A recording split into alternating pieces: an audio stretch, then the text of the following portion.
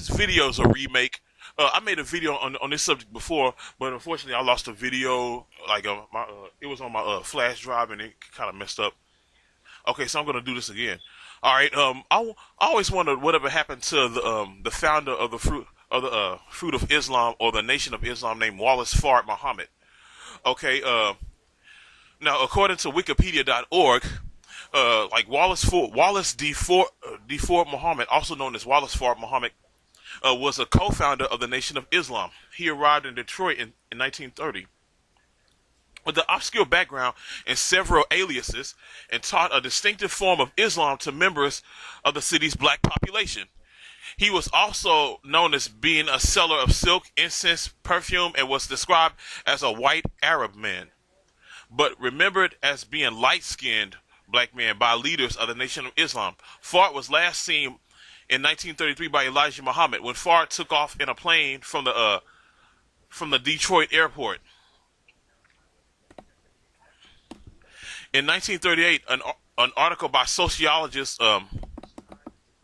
Erdman Doan Bainan was published in the American Journal of Sociology, giving Bainan's first-hand account on several interviews that he conducted with the followers of Fard in Michigan. From those interviews, Bainan wrote that Fard lived and taught in Detroit from 1930 to 1934. He came to the homes of black families who had recently migrated to Detroit from the rural South. He began selling silks door to door, telling his listeners that silk came from their home country. At his suggestion, he came back to the residence along with guests. In the early stages of his ministry, Fard used the Bible as his textbook, since it was the only righteous of the religious book with which the majority of his hearers were familiar.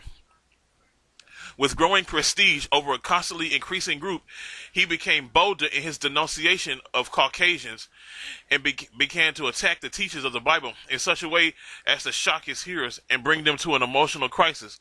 Those interviewed by Bainan told him that reports of Fard's message spread throughout the black community. Attendance at the house meetings grew until the listeners were divided into groups and taught in shifts.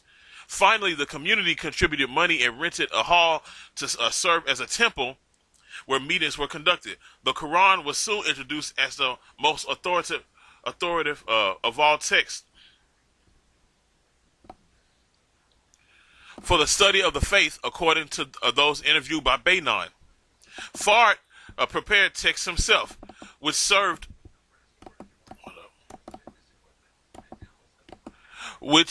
as authoritative manuals of the faith and were memorized verbatim by those who followed him. From his interviews, Bainan described disputes and tensions that are between the new community and the police, surrounding the group's refusal to send their children to public schools, and members of the group who some alleged to have participated in human sacrifice in 1932 in an effort to obey lessons given to the community regarding the sacrifice of devils. These incidents drew police attention to the group, according to Bainan, and contributed to persecutions and schisms. It said Fard named his community the Nation of Islam, following the rapid increase in membership.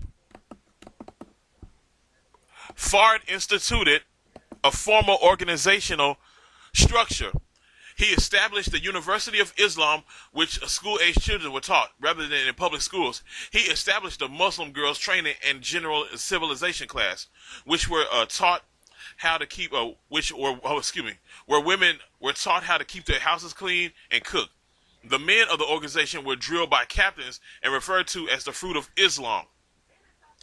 The entire movement was placed under the Minister of Islam. According to Bainan, Fard's followers grew to approximately 8,000. Within 3 years, the Prophet not only began the movement, but organized it so well that he himself was able to recede into the background, appearing almost never to his followers during the final months of his residence in Detroit.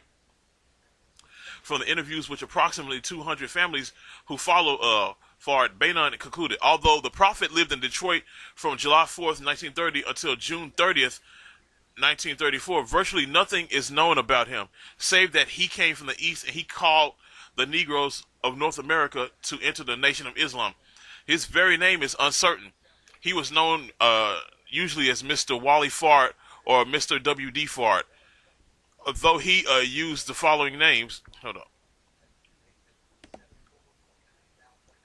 Professor Ford, Mr. Farad Mohammed, Mr. F. Muhammad Ali, one of the few survivors who heard his addresses, states that he himself, my name is W.D. Fard, and I came from the holy city of Mecca. More about myself I will not tell you yet, for the time has not yet come. I am your brother. You have not seen me in royal robes. Legends soon sprang up about this mysterious personality. Okay, Fard used the name on several letters written in 33 to 34. He began signing his name, which stands for Wallace for Muhammad. Okay. Okay, a declassified Federal Bureau of hold on. A declassified FBI memorandum dated May 16, 1957 states, from a review of instant file, it does not appear that there has been a conceded effort to locate and fully identify W.D. Fard in as much as Elijah Muhammad recognizes W.D. Fard as being Allah and claims that Fard is the source of all his teachings. It is suggested that an exhaustive effort be made to fully identify and locate W.D. Fard and or members of his family. The FBI took note of the article written by Erdman Doan Bainon, and it conducted a search for Fard using various aliases, including the name Ford. The search produced two Fords of interest. One, whom was Wallace Ford, a prominent movie actor. The other was Wally D. Ford of California, arrested by Los Angeles police on November 17, 1918, on a charge of assault with a deadly weapon. By the Los Angeles police, January 2026, the violation of the California Wool Wine Possession Act, and by Los Angeles police on February 15, 1926. For violation of the State Poison Act, for which he was sentenced to 6 months to 6 years in San Quentin.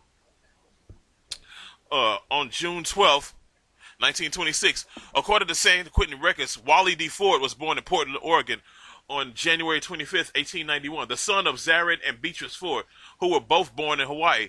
On October 17, 1957, the FBI located and interviewed Hazel Barton Ford, Wally Ford's common law wife, with whom he had a son, Wallace Dodd Ford, born September 1st, 1920.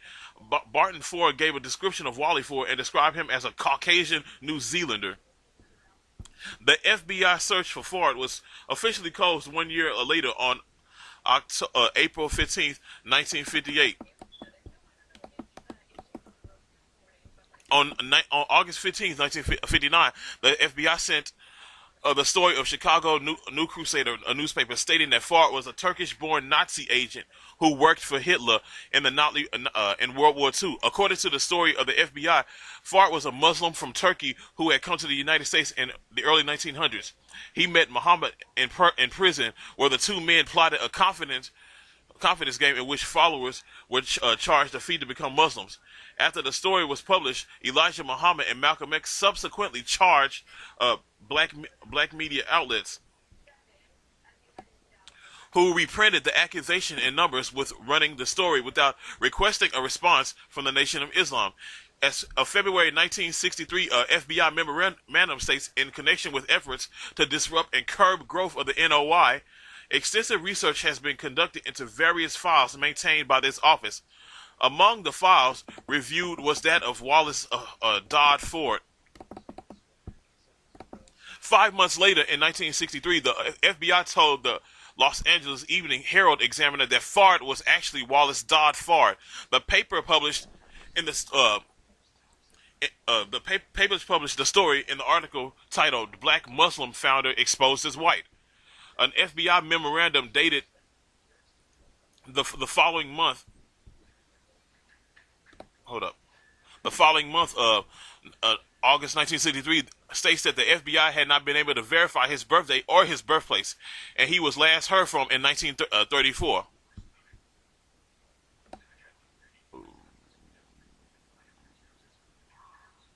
Yeah, but yeah, that's from Wikipedia .org. Yeah, like it kind of like my brother first told me that this dude was like about this dude, even though he's not a Muslim. But then when I looked him up, I'm like, damn, this dude look kind of white. I got to do some research. So then I had to look him up and see what he was really about. And lo and behold, all this stuff started to pop up about him. Like, what I want to know is how come Elijah Muhammad was kind of silent on talking about this dude, or like even Louis Farrakhan doesn't even mention this dude that much, even though this man is the founder of the Fruit of Islam, aka the Nation of Islam. I just want to know that. I just want to know what really happened to Wallace Fard Muhammad.